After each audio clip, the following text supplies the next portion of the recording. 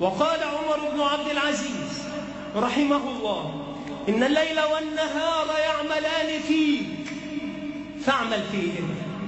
إن الليل والنهار يعملان فيك، ضعفا في بدنك، وانحناء في ظهرك، وشيبا في رأسك، وضعفا في قوتك، وعشا في بصرك، وثقلا في سمعك.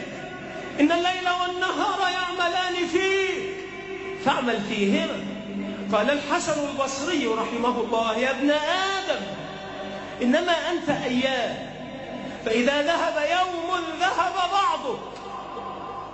يا ابن آدم إنما أنت أيام، فإذا ذهب يوم ذهب بعضك. وقال أيضا: أدركت أقواما كانوا على أوقاتهم أشد منكم حرصا على دراهمكم ودنانيركم. وقال الذهبي رحمه الله في تذكرة الحفاظ في ترجمة حماد بن سلمة رحمه الله تعالى: هو الإمام المحدث النحوي الحافظ القدوة شيخ الإسلام، ولد سنة 91 من الهجرة ومات سنة 67 و100، وهو أول من صنف التصانيف مع ابن أبي عروبة، وكان بارعا في العربية، فقيها فصيحا مفوها صاحب سنة، وكان عابدا من العباد.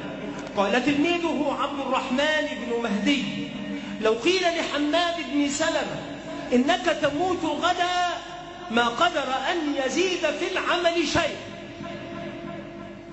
وقال موسى بن إسماعيل التبوذكي: لو قلت لكم إني ما رأيت حماد بن سلمة ضاحكا لصدقت.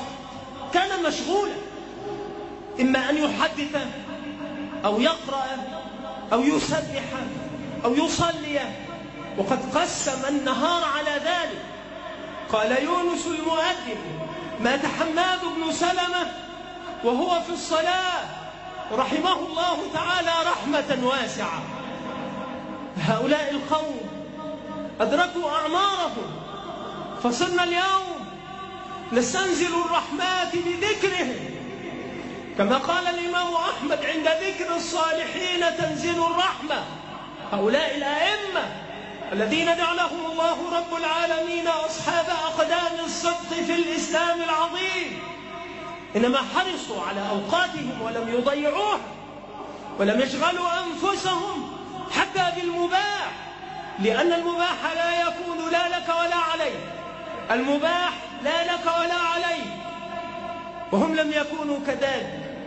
وهذا هو الإمام البخاري رحمه الله يقول: ما اغتبت أحدا منذ علمت أن الغيبة حرام.